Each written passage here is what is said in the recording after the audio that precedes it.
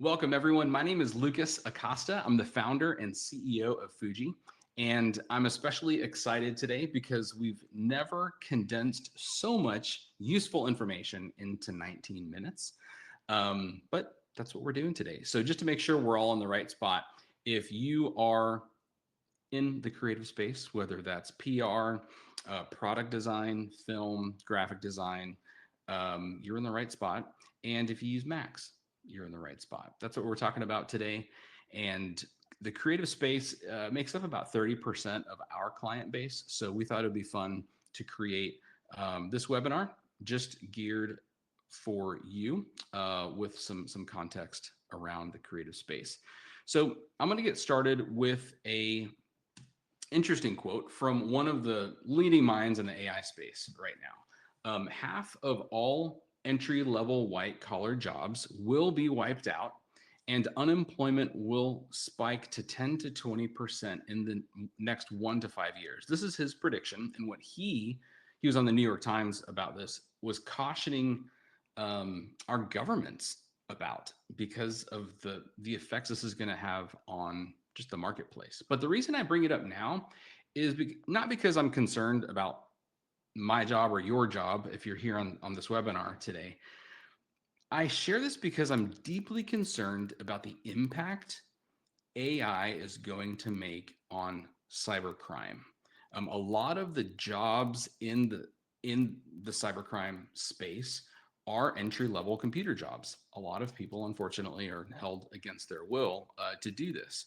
And so what we've just started to see a little bit with like AI slop, we're just seeing the tip of the iceberg when it comes to AI generated scams and how sophisticated they're going to get as well. So you're in the right place. And what I want to do is help equip you with conversations just to be thinking about or having with your IT provider about what they might be doing in the next couple of years to prepare for this onslaught. So I do want to establish one thing. I know if you're on this call, you're a smart person, you're self-sufficient, you started an agency, or you're helping operate one, but we are being attacked from, and I'm not much of a fear mongerer. I don't like just the feeling of that, but if you were to stand in my shoes and see our help desk queue of what type of scams we're seeing every day, you would understand that I'm just trying to relay what we're seeing in the trenches right now. But we're being attacked from vectors on all angles, whether that's contractors and their email accounts, your clients and their email accounts. And I'll show you an example here of a wild one that we experienced just about 3 years ago. Grammar is getting better with AI, and really it's you against a thriving economy. And I'm going to share my screen to show you a price index of what you can buy on the dark web right now.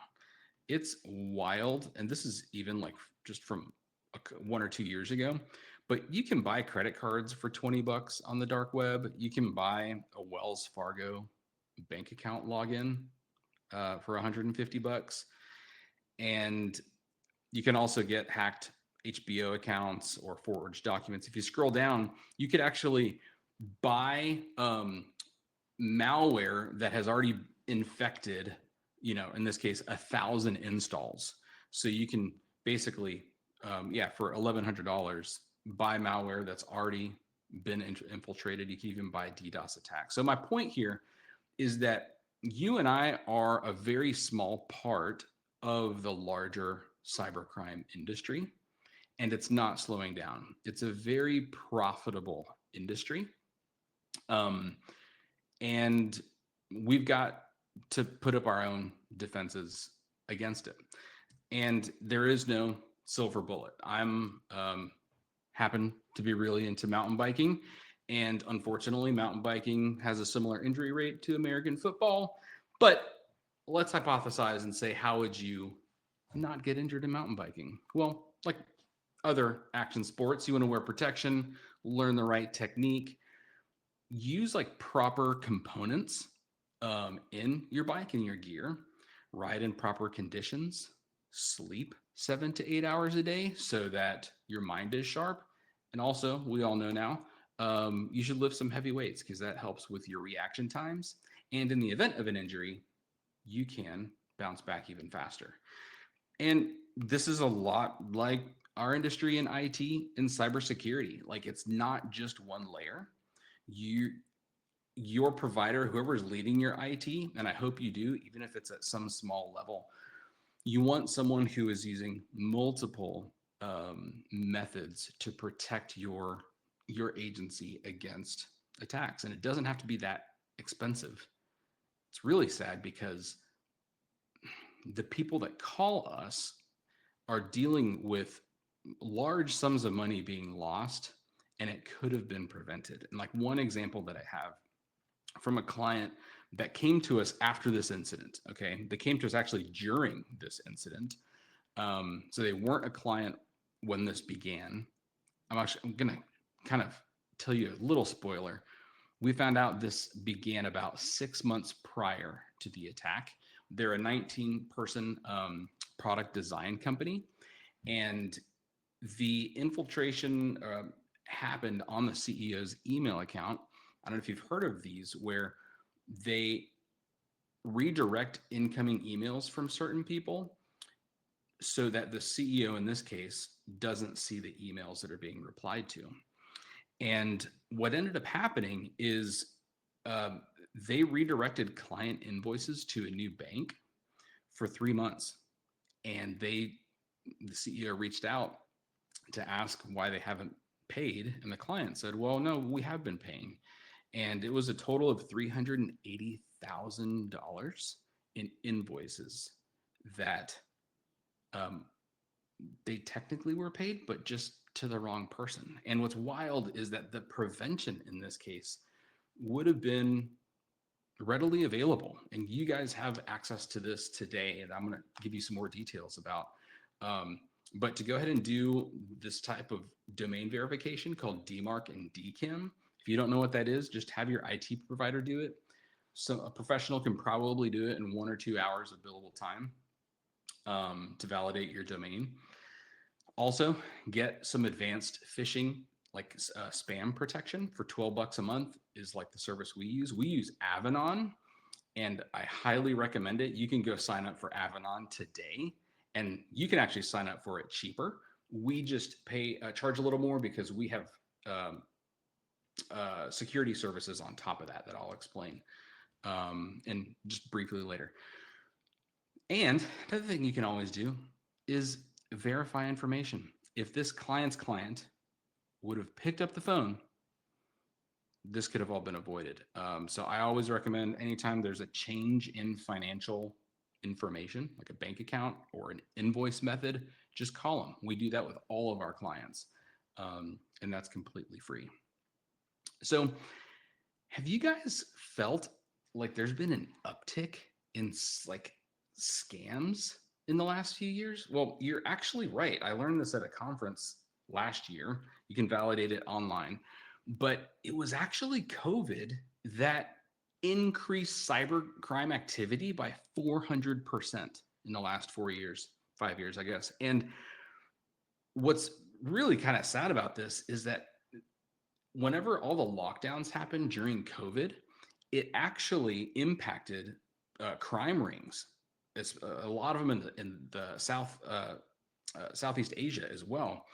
And those crime rings typically relied on drug trafficking and human trafficking for revenue, and they had to pivot to scam centers. It's wild. And so they're holding people hostage, performing all of these scams that you and I get on our cell phone, texting, through text and through emails, fraudulent PayPal emails, fraudulent Dropbox emails, you name it. It's all being powered by this, at least for now.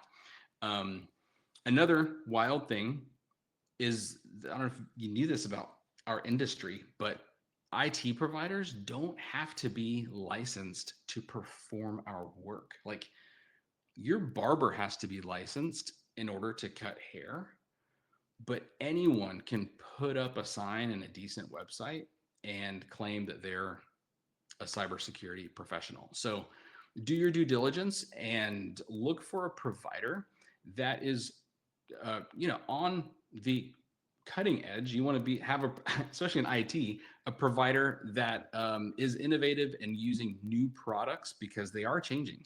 And we typically change about one product of ours a year for our clients at no cost to them. I'm not trying to sell anything. I'm just letting you know kind of how it works. There's always a better tool coming out. And so with the offerings that we provide, we're always looking for what's the best, most efficient tool out there. And yeah, same goes with just how AI is changing things. So look for a provider. This is kind of just a PSA. Yeah, that isn't using the same tools that they were like 5 years ago. So I do want to offer you something complimentary toward the end of this, like no strings attached. You'll be able to use it on your own. That I'm really excited to share with you. But let me just outline what else I want to cover today. We actually have already been through over a third of this just to understand the risk that we're up against. And now I'm going to talk about some steps that you can implement today, and then I'll share how you can get some individualized help from our team. Now, to talk about phishing specifically, I just want to touch on three brief things before I give you some action items. It's still the number one risk today, and a quarter of the origins of these attack vectors are unknown. And the fast version of this is that these cyber attacks through phishing are happening like a year prior. And the online, like Microsoft and Google logs, are purged after 12 months. And so a lot of times we can't even see when the intruder entered because the logs have been purged. So just a little note about like how you really want to be playing the preventative game when it comes to phishing. Oh, newsflash, they don't care if you're Mac or PC. Yeah, in fact, the whole cybersecurity industry loves Mac-based businesses because we tend to have a false sense of security.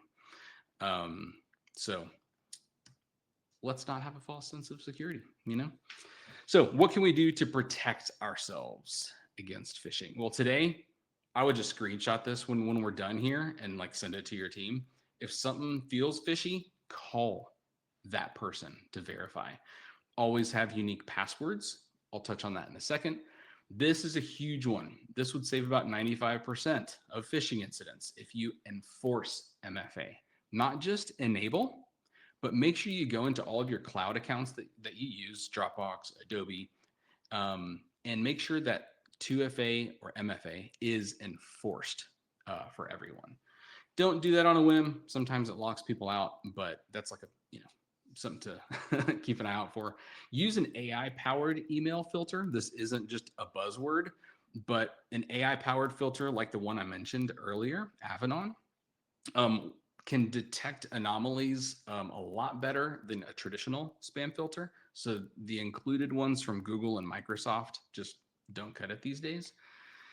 And if you work with a company like Fuji, we provide Avanon with a 24/7 SOC layer as well, and that's just a security operations center. So we get notified if there's like a fraudulent login that's attempted, and we have a 15-minute response time for anything relating to phishing.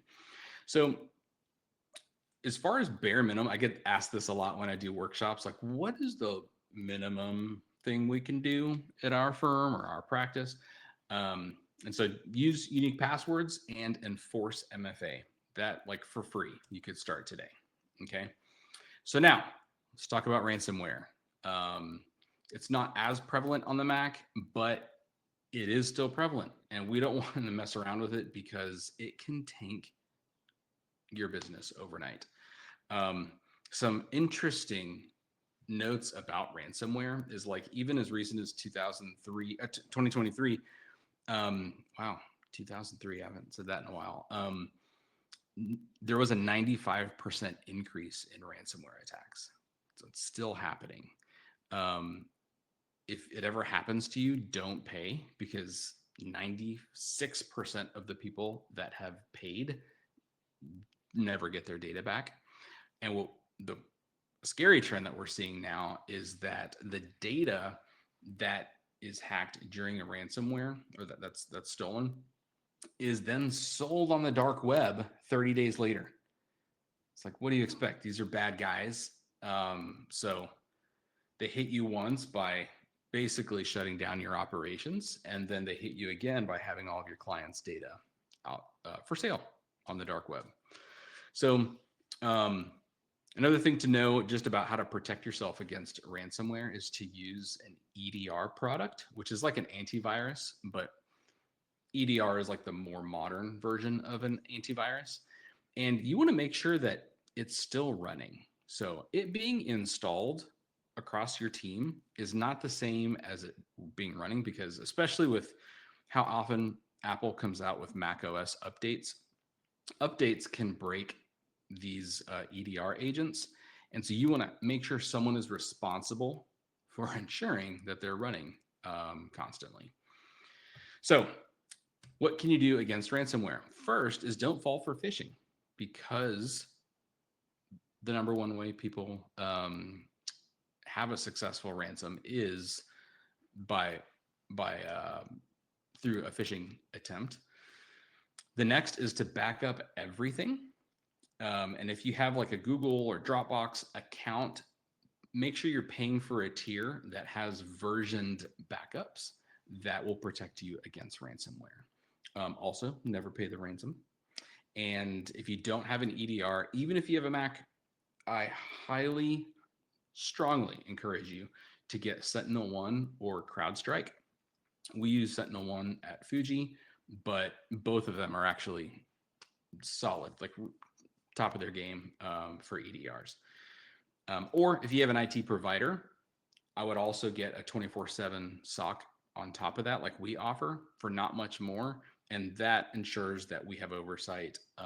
If a threat does occur, we can actually do some threat hunting and isolate that. Again, well, that begins within 15 minutes.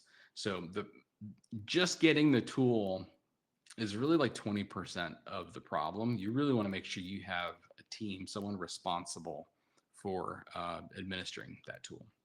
But as far as like what you can do now for free, back up your stuff and never pay the ransom. All right. So now we're going to talk about passwords. It's 2025 and passwords are still important. We highly recommend a password manager. We use 1Password, but if you're a smaller shop, you can get away with using Apple's or Google's free password manager. I trust both of those. But beyond just a few employees, I really recommend paying for 1Password, because that way all of their work credentials are like, it's a standardized practice in your company to help protect you against liability. Always use long passwords, and use a code generator anytime you can use an MFA code. So if you can not use your cell phone to get that SMS text, I would strongly recommend using a code generator from some of the modern online accounts, because your SIM card can be hacked and people can access your account by just receiving your text messages. So in terms of bare minimum, what can you do here? Just start with a password manager. You won't be disappointed with 1Password. And also, pro tip, the 1Password business plan gives all of your employees a free family plan as well. So just to wrap things up here, who are we? We all came from Apple here at Fuji, and for 16 years, we've been working with companies like Apple, some airlines, the ultra wealthy, and some pretty large agencies as well. And what we're really focused on now is bringing those practices to small businesses. That is 100% of our focus now. So what we want to do now is give you something that we have never tried before, but our audits usually last between a day and a week, depending on the industry and the needs. But what we want to do is offer everyone on this call a 90-minute cybersecurity audit. And within 2 business days of you um, sitting down with a virtual call with Josh on our team, you're going to get a pretty comprehensive report, kind of a health report of what your cybersecurity environment looks like. And we're doing this in lieu of a live Q&A, besides the one that you guys have been chiming in here below. But I would ask that you save your questions for that audit call so that we can really dig in and understand your environment. So if you just scan that QR code, that'll take you to the website where you can book a call with Josh. And we look forward to talking more and learning more about your environment there. If you have any questions, that's how you can do it. You can also go to our website. And thank you for joining our call today.